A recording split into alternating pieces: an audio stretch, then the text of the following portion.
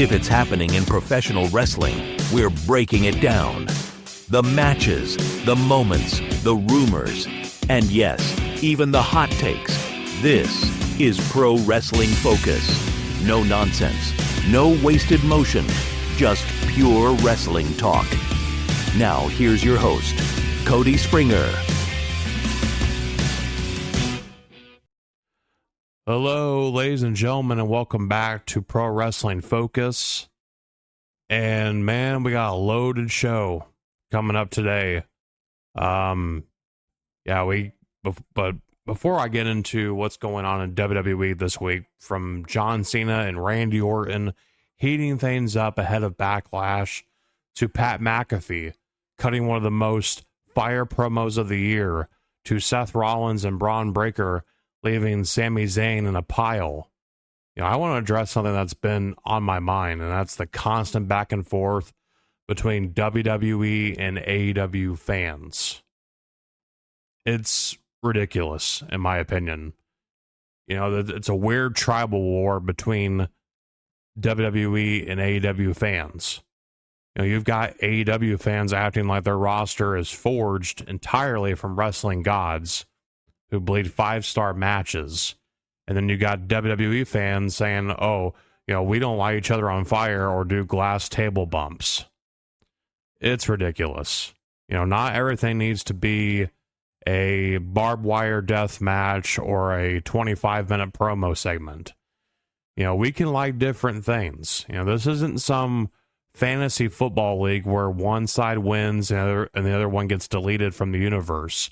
Wrestling is wrestling, whether it's suplexes in Jacksonville or story-driven chaos in Stamford, Connecticut. If you're entertained, guess what? You win. All right. Ran over, Cena.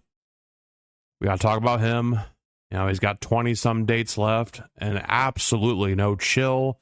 Becky Lynch is in full hater mode, and Seth Rollins and Bron Breakker are running roughshod. Let's go.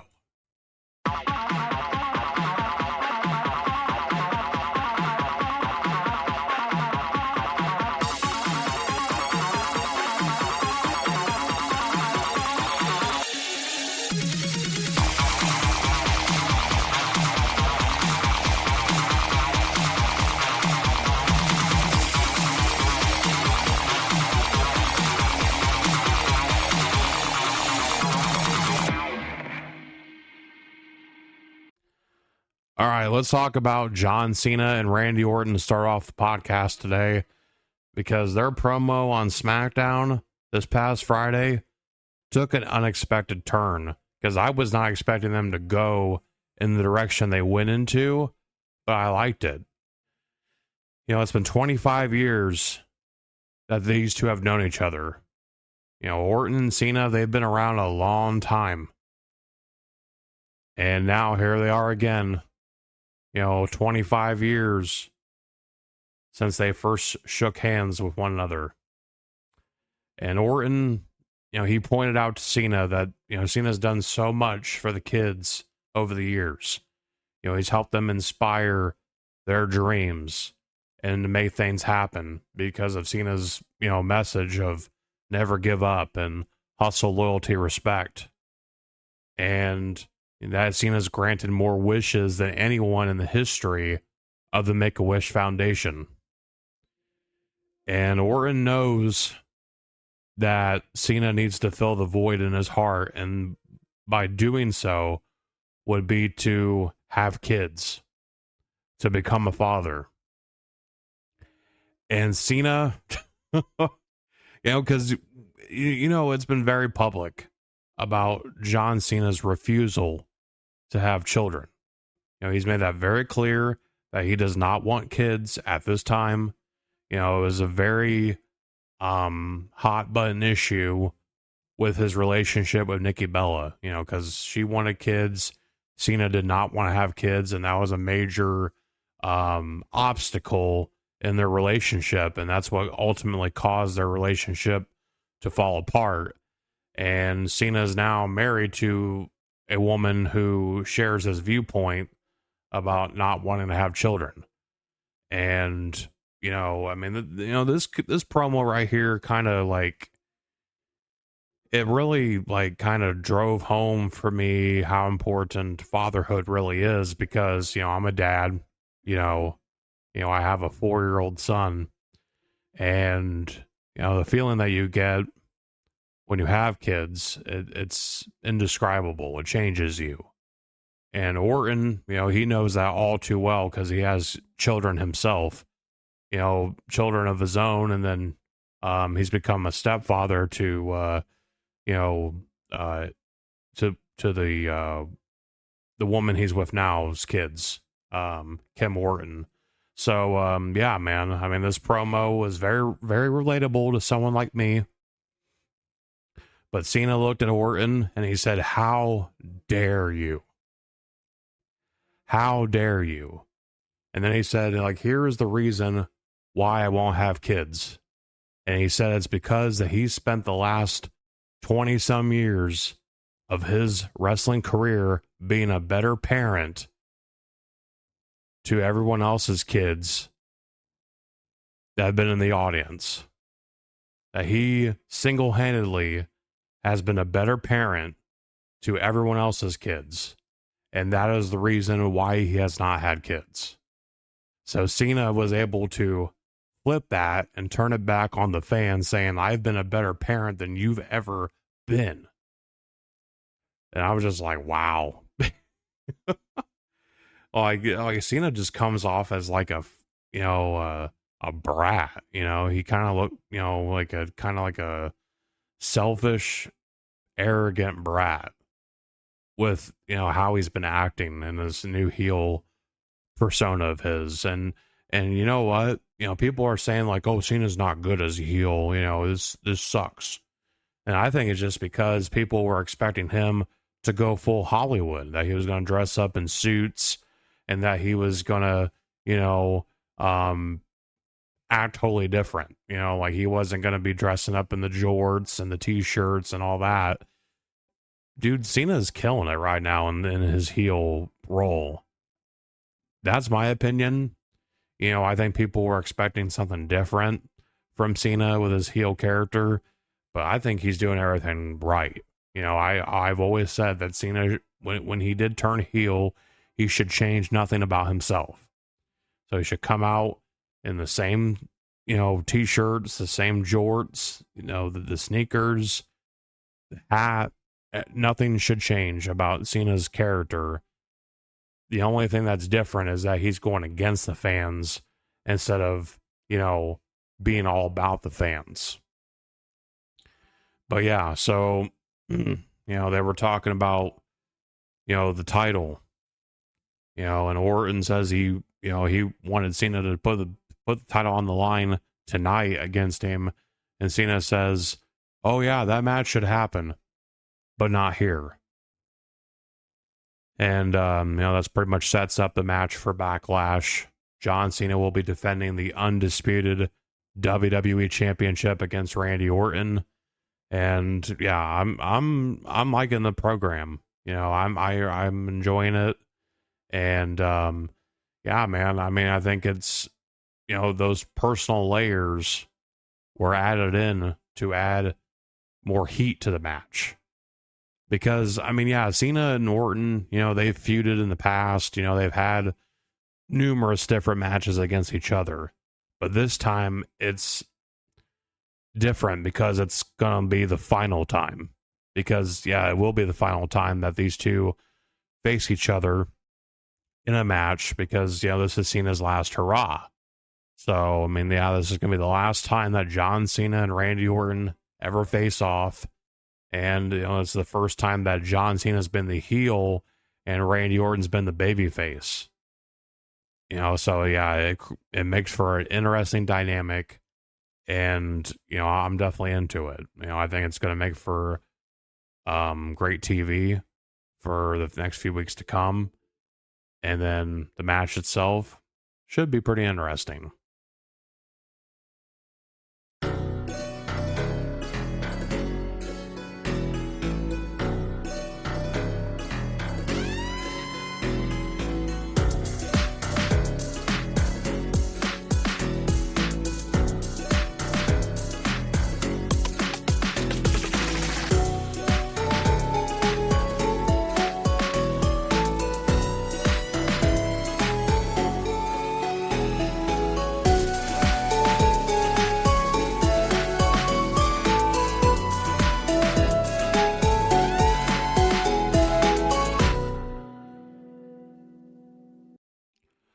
All right, let's talk about Pat McAfee. Last week on Raw, Gunther, he got up in Michael Cole's face. He tried to put Michael Cole in the sleeper hold. Pat McAfee said, "Oh, no, you ain't touching my boy." So Pat, he struck Gunther, and Gunther ended up putting him in the sleeper hold and choked him out.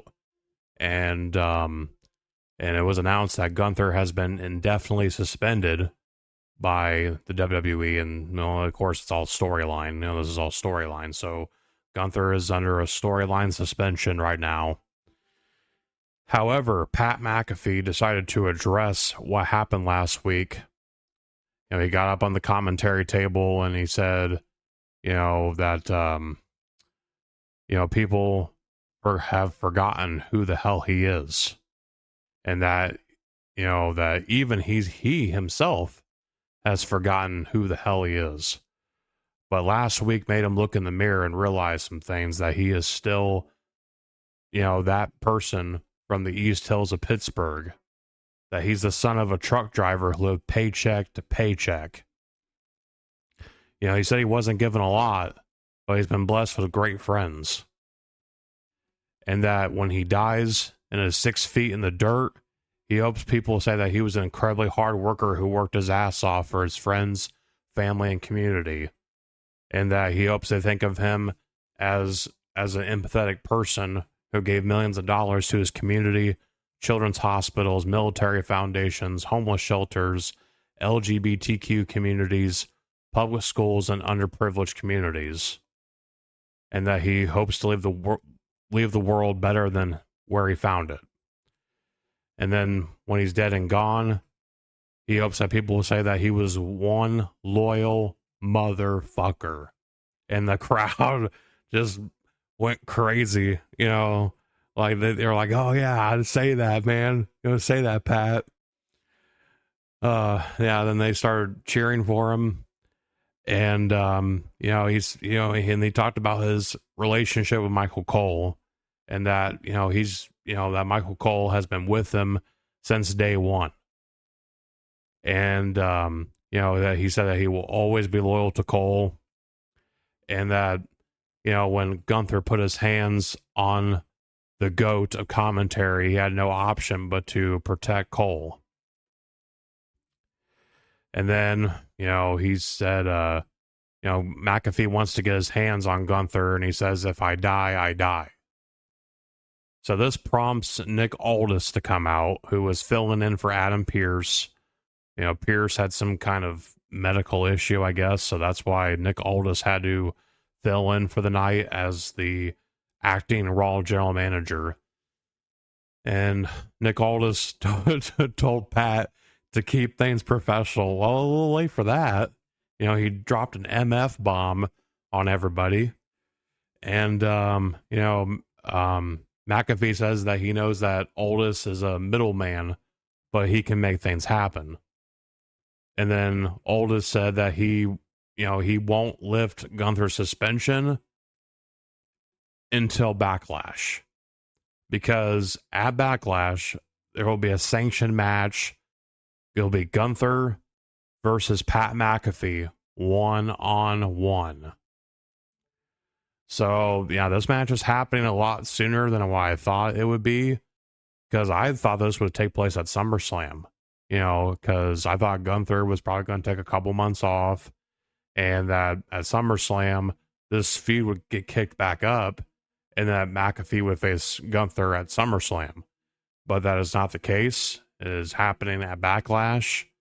So, yeah, man, it's interesting, they're deciding to do this now.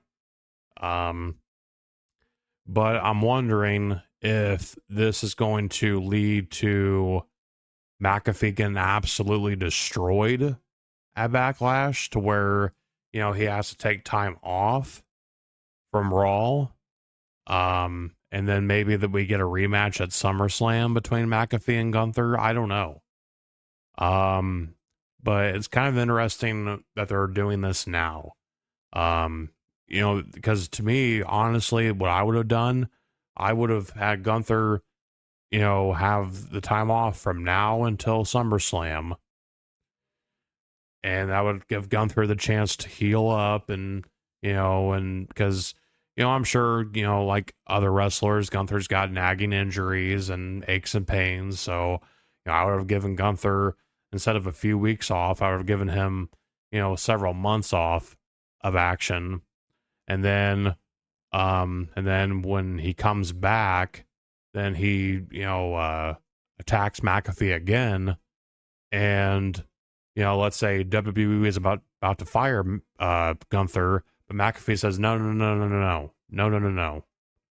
it ain't going down like that. I want to face this dude in a match. That's what I would have done personally, but we're getting it at Backlash. Yeah, I mean, it's gonna be interesting to see McAfee versus Gunther. But yeah, I mean, I thought this was a great promo from McAfee. He's one of those guys that's given free reign to kind of say what he wants to say. But McAfee, he's one of the best voices in WWE today. Not just on commentary, but on promos too.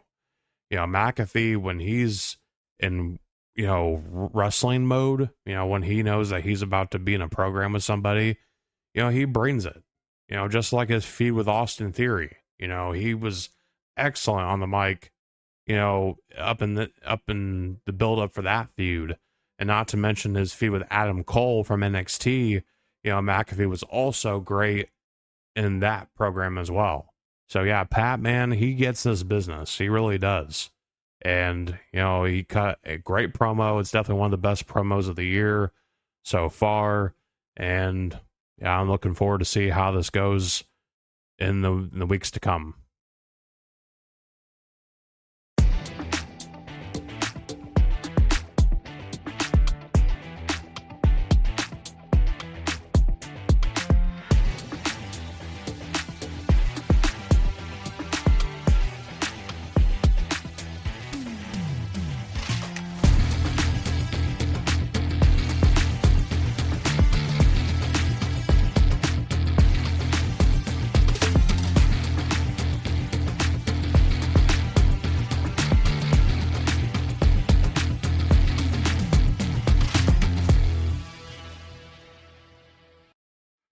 All right, let's talk about Aleister Black's return to WWE. It was been rumored for a while, that he was going to be returning to WWE. As soon as he left AEW, a lot of people were speculating, assuming that he was going to be coming back to WWE, which it makes a lot of sense. That's where his wife, Zelina Vega, works as well, and we'll be talking about her here in a little while. But yeah, so The Miz came out, and he was basically bitching that he didn't have a match at WrestleMania. And he says that, he thinks it was ridiculous because, he main evented WrestleMania once before, that he's been a former world champion, and blah, blah, blah, blah, blah. And, he thinks it was ridiculous that Rey Fenix got a WrestleMania match instead of him. And then the lights go out. And then Aleister Black makes his presence known. So yeah, the crowd was into it. Aleister Black, he comes down to the ring, and then The Miz asks him, who the hell do you think? And then Aleister Black hits him with the black mass and takes The Miz down.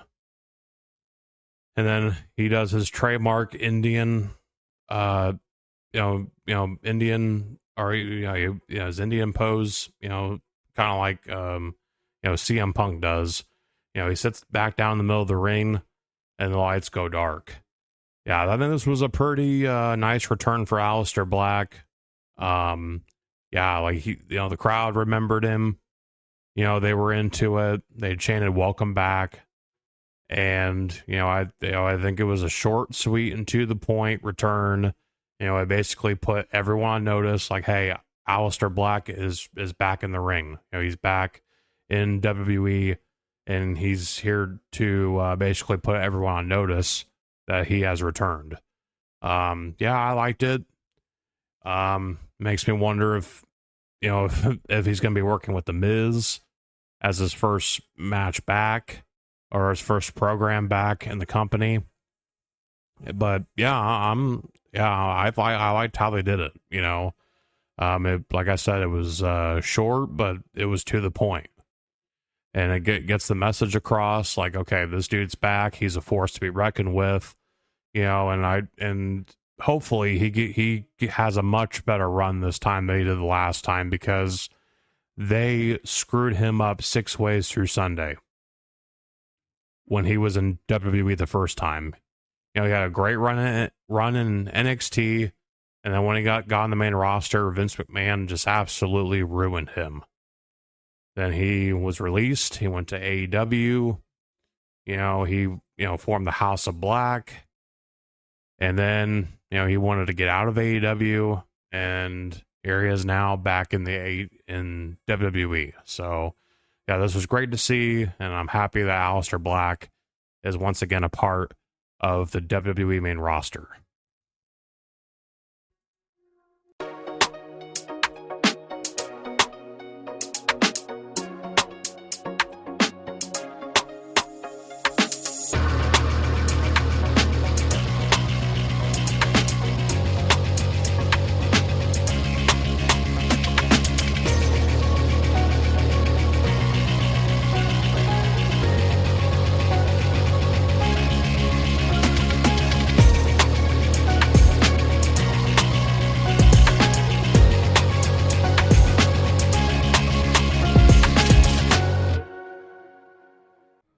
All right, let's talk about Zelina Vega's win, her big win from SmackDown.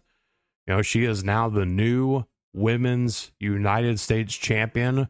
She defeated Chelsea Green to become the new champion, and this is Zelina's first singles championship win in her WWE career. I just want to say right now, congratulations to Zelina Vega. She deserves it. She's been long overdue for a big moment. And yeah, she's won Queen of the Ring, and I think she's been tag team champions before with some... I just can't remember when she held the titles or who her partner was, but I'm pretty sure she's had a run with the tag team titles. But this was a big moment for Zelina. It really is. I mean, she has been someone who's been underrated, overlooked, and yeah, she finally had her moment. She beat Chelsea Green, and to be honest, I was kind of expecting, the same repetitive booking that we've been getting with Chelsea Green, where, her secret Hervis, which, God, I'm sorry, I can't get behind that. I really can't. With Alba Fire and Piper Niven. Those two could be doing a lot better than what they're getting. But anyways, yeah, so, Chelsea's been getting help to retain her championship, bending the rules like a heel would, and she's been retaining her championship. So it was kind of surprising to see the title change hands, and, Chelsea, posted on social media, like, oh, this is goodbye for now, She's like, oh, I've been impeached. As she's been acting like she's the president of WWE, I guess, ever since she won the United States Championship. And yeah, basically kind of, she's like the president of the WWE. She has to have a secret service and all that crap. And it was just so over the top. But here's the thing, I think Chelsea Green, I think she is great. She's a great worker. She definitely plays the character well. But I just, because here's the thing, like when she was feuding with Mi Chin, over the United States Championship, I was like, okay, when is Mi Chin gonna finally beat Chelsea, for the title? Because I kind of felt like that's the direction they should have be heading into, and it didn't happen. Like Mi Chin just kept getting beat over and over and over again, and it was kind of frustrating to see that. But I'm glad that Zelina Vega didn't get booked like that. She lost the first match, Chelsea, and then she got the count-out victory over Chelsea last week, I think it was. And then here we come to SmackDown when the actual title's on the line, and Zelina beats her. So, it's interesting, where do we go from here? Is there a rematch? I kind of like to see Zelina be the workhorse champion and kind of just defend the title against all comers from the roster. I think that'd be interesting to see, but yeah, we'll see how things develop over the next couple weeks.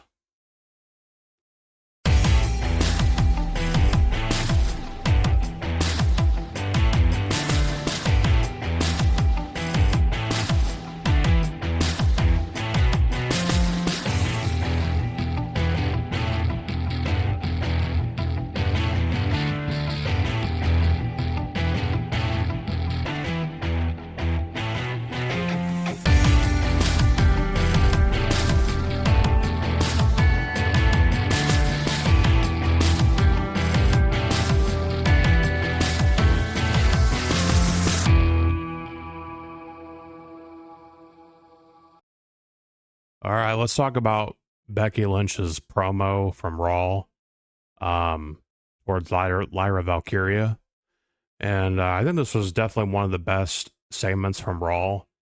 Becky comes out and kind of explain her actions and everything. And then, she was talking about Bayley, how she replaced Bayley at WrestleMania, basically took her spot and team with Lyra at WrestleMania to win the women's tag team championships. And, she said there won't be any murder mystery or weeks long who did it, story, because Becky Lynch has found the culprit. And then she said, it was me. I did it. And the way that she said it, it's just like, oh yeah, I did that shit. I did that. And, what the hell are you going to do about it? Nothing. Kind of attitude. But then, then Becky takes a more angry approach after that, saying, she yells at the fans saying, don't act like I'm the bad guy in this situation, because Bayley has attacked me nonstop since 2019. And not one time did Bayley apologize to me. So why should I apologize to her? That I'm a bigger star than her, that Bayley forgets what this business is. And, Bayley's begging for people to like her and wondering why she isn't a bigger star. Yeah. When Becky started saying all that, I was just like, wow, kind of makes me wonder if there's some personal heat between the two of them, cause those comments, they were kind of shoot comments in a way.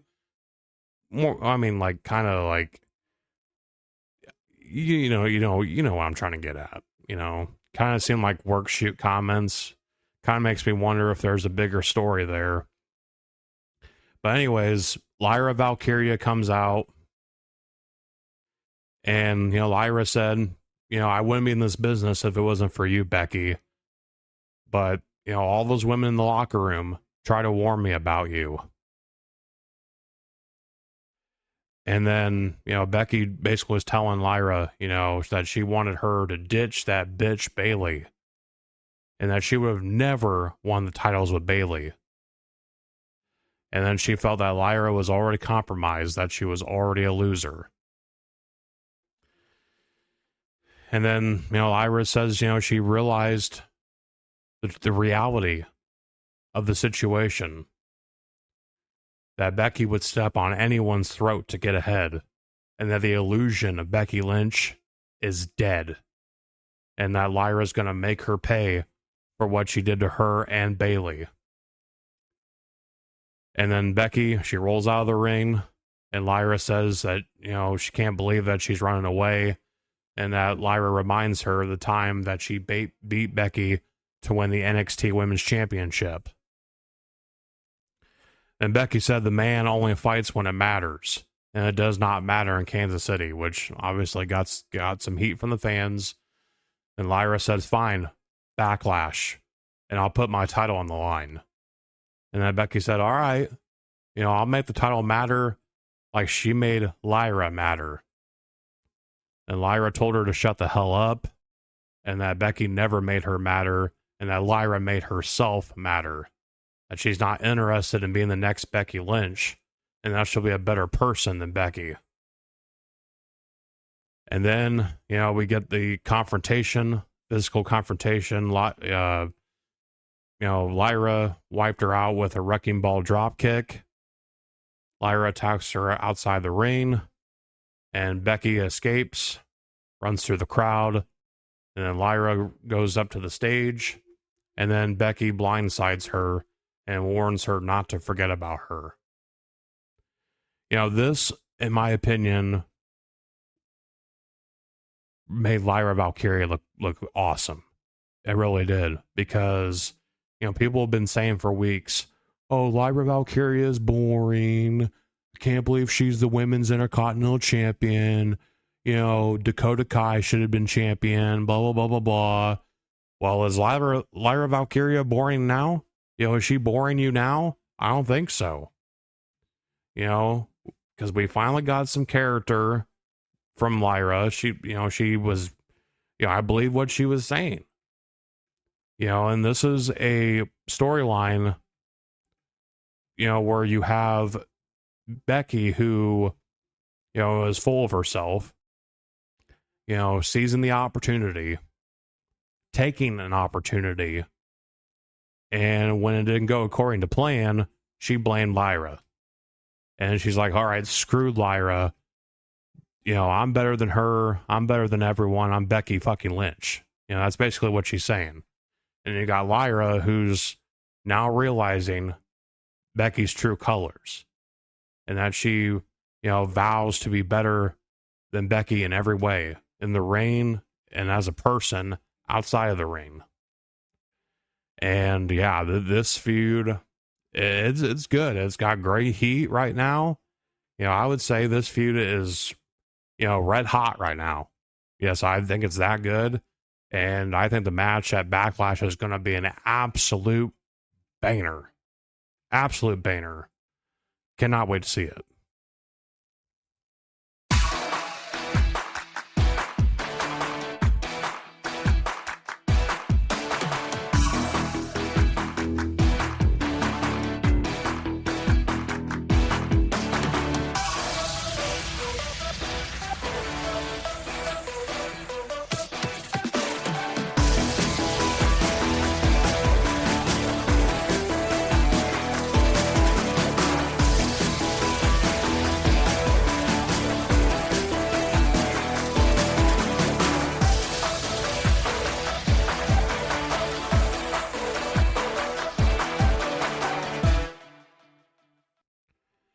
All right, let's talk about Seth Rollins, Bron Breakker, Paul Heyman, and their interaction with Sami Zayn. And, this was kind of an unexpected turn from last week. We saw what happened last week when Seth Rollins and Bron Breakker stood tall over CM Punk and Paul Heyman, or CM Punk and Roman Reigns. No, Paul Heyman was standing with Seth Rollins and Bron Breakker, and they were looking down at the heaps of Punk and Roman Reigns. So anyways, Rollins comes out, he's wearing some kind of peacock suit thing, like what the hell? And then the eyeball glasses, which were low-key creepy. I will say that, they were low-key creepy. And then Bron Breakker's in a suit. He looks like $1 million. Paul Heyman right next to him. And then Sami Zayn comes out. And Sami's pretty much like, what the hell are you doing, dude? This is just like what Roman Reigns was doing. This is just like the bloodline. And Seth's like telling Sami, like, no, this is not the same. This is for the future of the business. This is for the betterment of the business. Everything I'm doing is best for business. But Sami, he wasn't seeing it that way. He just, he wasn't buying in practically to what Seth was, trying to sell him. And, Sami realizes that he thinks Rollins was just jealous of Roman Reigns and CM Punk and wanted to be in the position they were in. That kind of pissed Rollins off. He said he's not CM Punk or Roman Reigns. This is his vision for the future. They've talked for years about the future. And Sami, he said it must be a coincidence that the future revolves around Seth Rollins being front and center. Rollins said, oh, that's not coincidence. I'm just the best man for the job. But anyways, so basically Rollins says that, Sami's not clearly going to buy into what they're selling. So maybe they can cash him out. He told Sami that he's either with them or he becomes a target. So Rollins tells Sami that Paul Heyman can pull some strings and they can maybe get him a great opportunity on SmackDown. And, and Rollins told Sami that they would need an answer by the end of the night. So, Sami thinks about it. Heyman comes up to him and talks to him, oh, I can make you the number one contender for the WWE Championship after Backlash. You'll face either John Cena or Randy Orton. And Sami's thinking about it and thinking about it and thinking about it. And then we get to the end of the night. Seth Rollins, he wants an answer from Sami Zayn. So Sami comes out, and Rollins tells Sami, like, look, I want nothing bad to happen to you. You and I are close. We've known each other for about 20 years. And yeah, he says he wants nothing bad to happen to Sami. And, he wants basically Sami to not be affected by what's going to happen. And he warns Sami that if he chooses to stay on Raw, then bad things are going to happen. And then Rollins takes a more personal approach with everything, that when he became a father, when him and Becky Lynch had their daughter, Rue, that, Sami was one of the first people he called. Rollins was scared out of his mind, just becoming a new father. And Sami had just become a new father himself. And, Sami gave him the best advice he got in his life. And Rollins was grateful for that. So he was urging Sami to take the way out. And Sami, he's looking conflicted. And Sami says, I will not be threatened. He will not be threatened, that he's not going to go anywhere, and that one day he will be the WWE champion. He will become the World Heavyweight Champion. And when he does, it won't be because of any favors from anyone, because he did it the right way.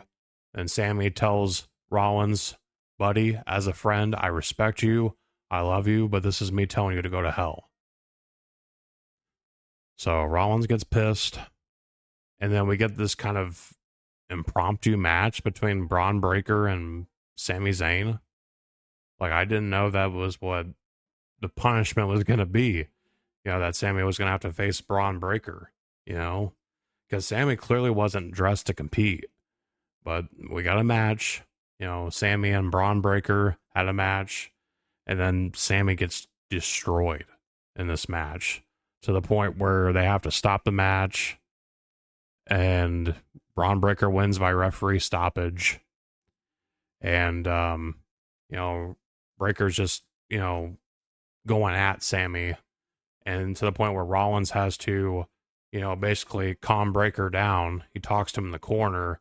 And Rollins tells him that some people deserve their respect and affection. But Sami made his bed. Then Rollins hits Sami with a stomp.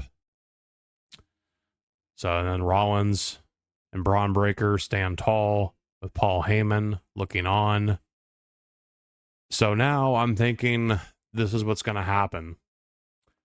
I think CM Punk is going to return next week to talk to Sami Zayn. And I think it's going to be CM Punk and Sami Zayn against Seth Rollins and Bron Breakker at Backlash. I don't think Roman Reigns is going to be back anytime soon. I think he's going to take some time off. And I think he'll be back probably around June, maybe July.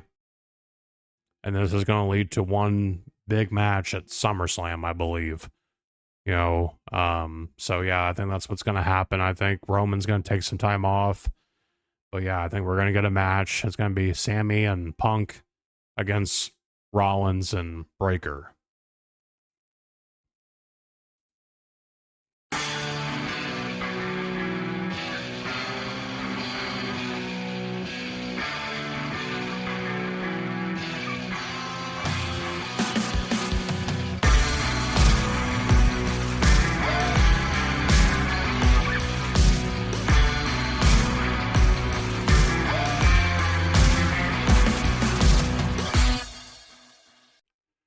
All right, we got to talk about that TLC match from SmackDown for the WWE Tag Team titles.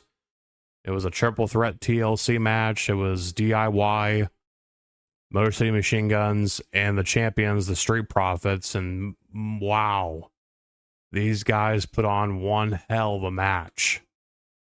This was an absolute banger of a match. These three teams gave it all they had in that match, and we had some crazy spots in that match. Guys getting slammed on ladders, going through tables. And yeah, man, it was an awesome thing to see. And, that spot where Ciampa is hanging from, the pulley where the titles, are suspended above. And then Angelo Dawkins spears Ciampa off of it. He dives off that ladder and spears Ciampa into a table in the middle of the ring. Wow, that was a crazy spot. And by the way, man, Tommaso Ciampa looks weird as hell, not having that scruffy beard anymore. He had to shave it off because, he cut himself on the chin, and basically they couldn't get to, to stitch up the wound because of the facial hair. So he was forced to shave his beard so they could treat the cut. He looks weird as hell, man. He kind of looks like Greg Morgan from from Good Mic Work. Greg Morgan. Yeah, dude. Ciampa kind of looks like him now. Yeah, it's kind of weird. By the way, shout out to Good Mic Work on YouTube. Definitely one of the best wrestling channels out there for YouTube and podcasting. But anyways, yeah, this was a damn good match.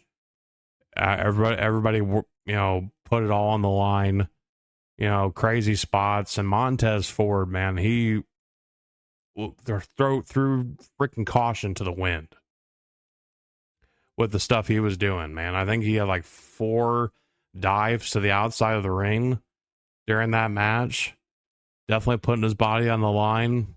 And I'm telling you, I mean, this was a fantastic match. They made it seem like anybody could win. It was that close, and they told a great story within the match as well. But in the end, the Street Profits retained their championships. And yeah, man, it was definitely an awesome match. Definitely one of the best TV matches of the year. And this match should have been on WrestleMania. And the fact that it was not, and it was, they put this match on TV in favor of the New Day and the War Raiders at WrestleMania. Wow. Definitely a big L for WWE there.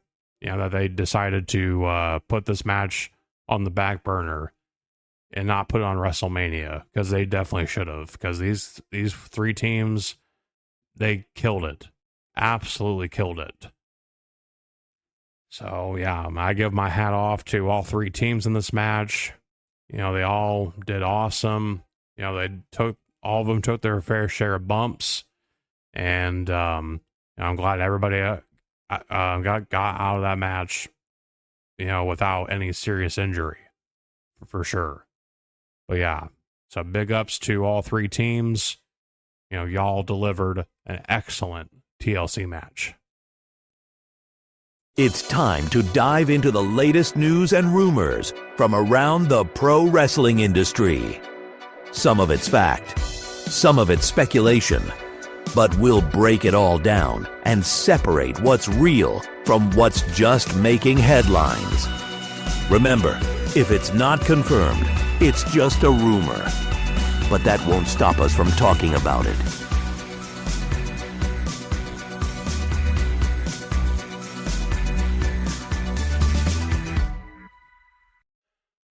All right, let's get into your latest news. We're going to start off with Roman Reigns. I didn't cover this on last week's episode. There was just a lot going on. During WrestleMania weekend, Roman Reigns had an interview. I think it was with Variety, maybe. But, he revealed that his contract expires after WrestleMania 42 next year. And then he plans to wrestle 1 to 2 more years after that, and then take on a less physical form of entertainment. So Roman Reigns is basically laying out his future with the WWE.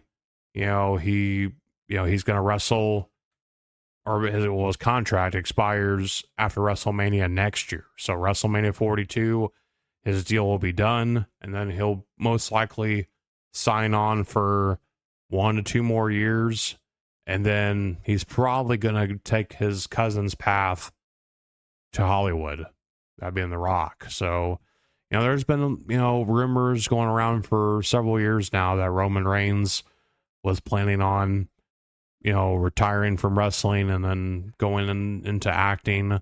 And it will happen. I definitely think Roman Reigns is destined for the big screen. I definitely think he is going to definitely be an actor once his wrestling career is wrapped up. And so I at this point, I would probably look for Roman to be done probably anywhere from WrestleMania 43 to WrestleMania 45. So, I think, we're now at the end game of what is one of the most historic and legendary careers that we've ever seen in wrestling. Roman Reigns has had a stellar career. He's had more WrestleMania main events than anybody in the history of the WWE. He's been a multiple-time world champion. He had a legendary run as the Tribal Chief and is still on that run. I mean, he's just not the champion, but, I think Roman will definitely be champion again before he's called it quits. So, I think Roman will be done anywhere from WrestleMania 43 to WrestleMania 45. I think that's what will happen in the future. And you know what? I think Roman, he whether he decides to walk away at WrestleMania 43 or 44 or 45, I think, he can take pride in the career that he's had. That he's had a lot of great matches, that he's, definitely made his mark in the wrestling business.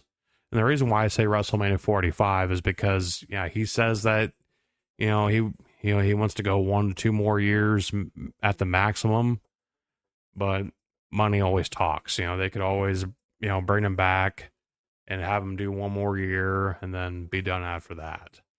How the business of works of pro wrestling. But so that's pretty much the outlook of Roman Reigns' career over the next several years. And wow, we're on that end game for the Tribal Chief.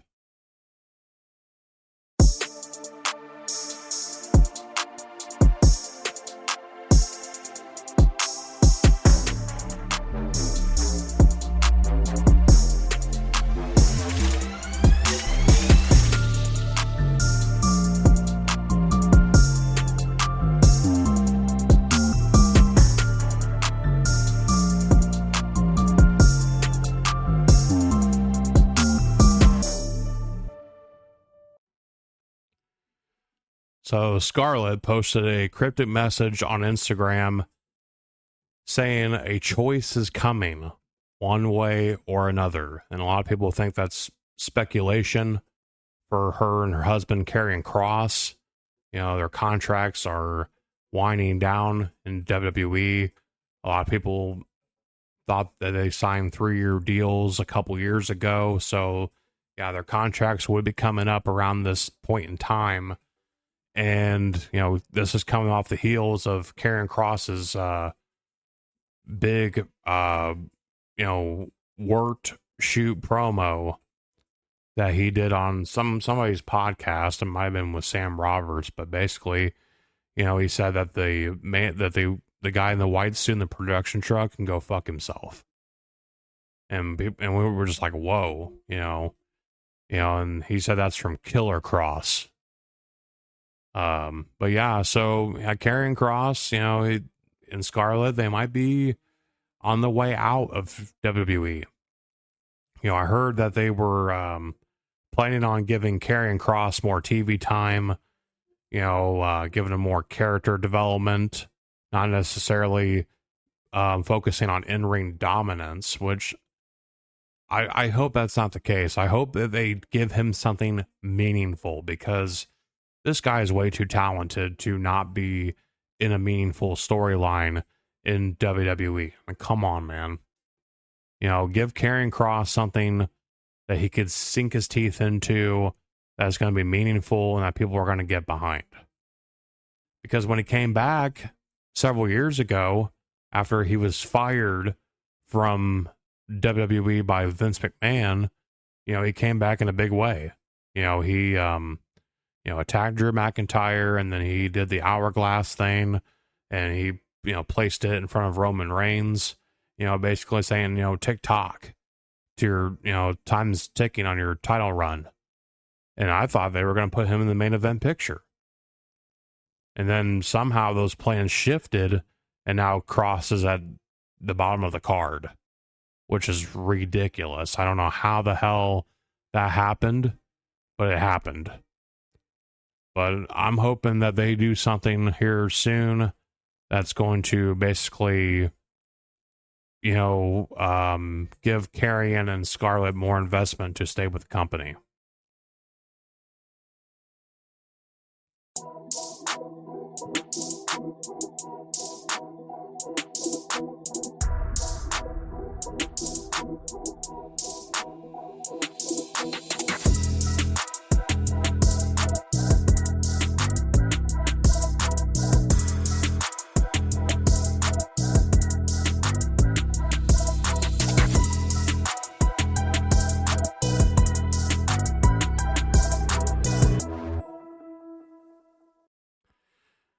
In a recent interview, Bishop Dyer, formerly known as Baron Corbin, talked about his little program with Gable Steveson in NXT, and it kind of gave some context as to why things didn't work out for Gable Steveson in WWE.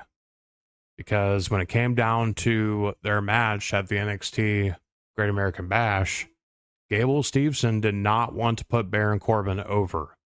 Because Corbin was supposed to go over, and then that would set up a rematch, and they would go to a no contest, and then it would set up a third and final match between Gable and Corbin, and Gable would absolutely destroy Corbin in their third match. But basically, Gable Steveson, you know, he did not want to put Baron Corbin over, because he felt like, since, you know, Gable's his NCAA champion, that he should win, you know. So that's why they opted for the count out finish instead. And, you know, and ever since then, Gable Steveson basically was rubbing people the wrong way in NXT. And that kind of led to Gable's downfall. And then it led to his eventual release from the company, because, man, there was a lot of hype around Gable Steveson, you know, that he was going to be the next Brock Lesnar, you know, the next Kurt Angle, you know, that he was going to be this big deal. And there was even plans for Triple H to work with Gable Steveson at WrestleMania before Triple H had his heart issue. You know, they were supposed to have a match, and Triple H was going to put him over, and basically make Gable into a star. But then Triple H's heart issue happened, and then those plans would permanently be shelved. And so yeah, Gable kind of floundered, and then they put him down in NXT, and he worked with Corbin in that one match, and then he was never seen again. And now we got this more context that he was basically acting like that he was better than everybody else. And for a new guy coming into the business and learning the business and acting like he's better than everybody else, yeah, you're not gonna have a lot of friends in your corner. So yeah, I mean, Corbin definitely gave a lot of context as to why Gable Steveson did not have a successful run in WWE, and he's continued to struggle because he went to the NFL not long after that, and he got a tryout with the Buffalo Bills, and then he ended up getting cut from the team. So yeah, Gable, I don't know, man. I mean, I think it's always possible that he gets another chance in WWE. I think, there's he could definitely get another shot at some point. But, I think Gable's going to have to be more humble, and that he's going to have to basically kind of do what he's told, if he ends up in a different company or what have you. He's going to have to learn to listen to other people if he wants to make it in the wrestling business. Because look at Kurt Angle. Kurt Angle, yeah, like he when he got to WWE, he listened and he learned. He basically, soaked up everything he could possibly learn. And Kurt, showed that he could do this. And Kurt turned that into a legendary career. But I don't know, Gable Stevenson's story in wrestling may be over, may not be over. But yeah, we'll just have to see what happens in the future with Gable Steveson.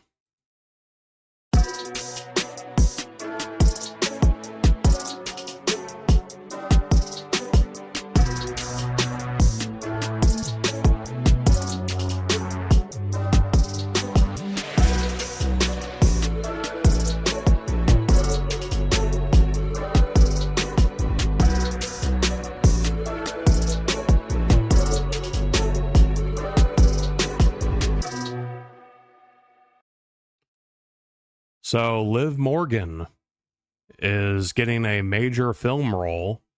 This was reported by Fightful Select earlier in the week. Sources close to Liv Morgan were calling the news jaw-dropping. But it's officially come out in a report from Deadline that Liv Morgan has secured a role in the upcoming Neon Pictures film Bad Lieutenant Tokyo. Story follows Shun Ogori's character, which is a corrupt metropolitan police detective and compulsive gambler who is drawn into a complex investigation when an enigmatic FBI agent played by Lily James arrives in Tokyo to look into the disappearance of a politician's daughter played by Liv.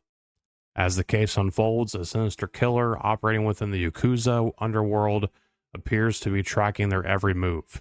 Production is set to begin in Japan within the next week. So yeah, I mean, that is definitely some interesting news. And I think this is a great opportunity for Liv Morgan.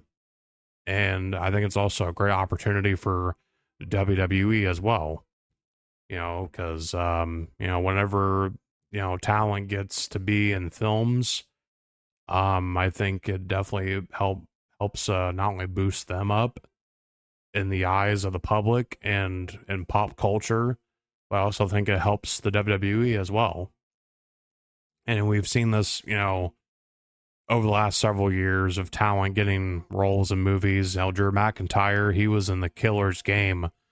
That came out last year. It was him and Batista that were in that movie. So, if you get these opportunities, you gotta take them. Because this could be Liv Morgan's career after wrestling. And Becky Lynch, she's been doing some film work as well. I think she'll be in the Happy Gilmore 2 movie that'll be coming out here in the near future. So yeah, I think it's a great opportunity for Liv Morgan, and I wonder how they're gonna, deal with the women's tag team title situation, because if Liv is going to be filming this movie, then she could be gone anywhere from 2 to 6 months, depending on how big her role is. And then she's going to be overseas in Japan as well. So yeah, I mean, yeah, we're gonna have to wait and see how they deal with this. And if Liv's gonna have to, if Liv and Raquel are gonna have to drop the women's tag team titles, vacate them, or if Raquel gets a replacement partner. I don't know. We'll just have to see how they deal with it. But congratulations to Liv Morgan on this opportunity. And the movie, the story sounds interesting. So I'll definitely have to check it out when it's released out into the theaters or on streaming services.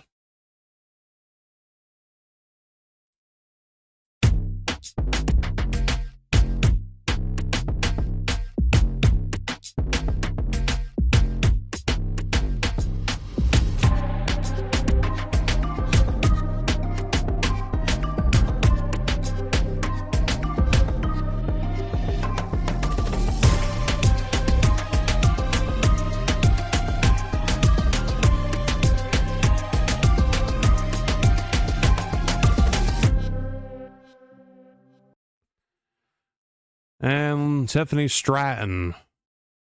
Yeah, she's in the news because she has revealed that her and Charlotte Flair are good now. I have the clip here that I'm going to play, and then we'll talk about it. Did you and Charlotte have a moment at all after the dust settled? And if you did, can you give me a summary of what was talked about and if you guys made peace? Yeah, me and Charlotte, of course, after the match, it's kind of like a sportsmanship thing, and, we say, good game. She said she's proud of me. But yeah, everything's good. Do you feel at all that there was any moment where you felt never meet your heroes when you and Charlotte were interacting?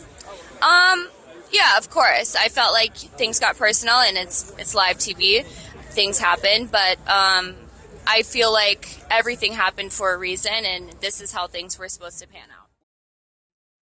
All right, so you heard it from Tiffany Stratton. Her and Charlotte Flair are on good terms now.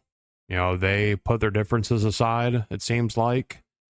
And, they worked the match at WrestleMania despite, the personal volatile situation that unfolded during their program leading up to WrestleMania. And, there's something that weirdly happens sometimes in wrestling where two people don't like each other, where there's tension and hatred towards two people. But then they go out there and they have their match, and then they have a newfound respect for one another. And I think maybe that's what happened. I think Charlotte realized that Tiffany Stratton, is deserving to be in the spotlight she's in, and that she, definitely is what WWE sees in her. She told Tiffany, like, hey, I'm proud of you. You did great. And now Charlotte and Tiffany seem like they're on good terms right now, off camera. And, I think it's a beautiful thing to see when two talents, put their differences aside for the sake of business. And then they're able to earn each other's respect afterwards. I think it's a wonderful thing. And, I think this definitely is a growing experience. I think Charlotte is showing a lot of emotional maturity by telling Tiffany, hey, you did great out there. I'm proud of you. And then Tiffany accepting that. And then even though Charlotte's was kind of shitty towards her in the beginning, I think it shows a lot of growth for Tiffany as well. It shows growth for both of them as individuals, and it's awesome to see. So, yeah, man, definitely some positive news to close out this podcast.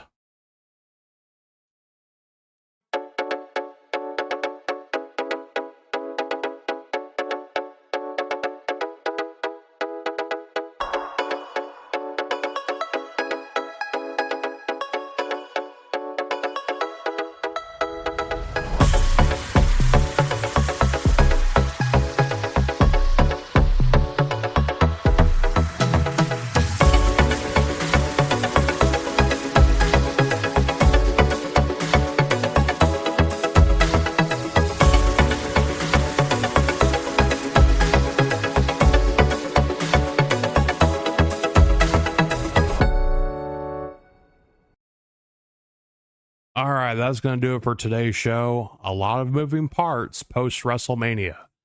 But if there's one thing I'm locked in on, it's John Cena. His heel run is turning into some of the most compelling work he's ever done. And pairing that with Seth Rollins and Braun Breaker or cooking up with Paul Heyman, that's the kind of storytelling that gets me excited.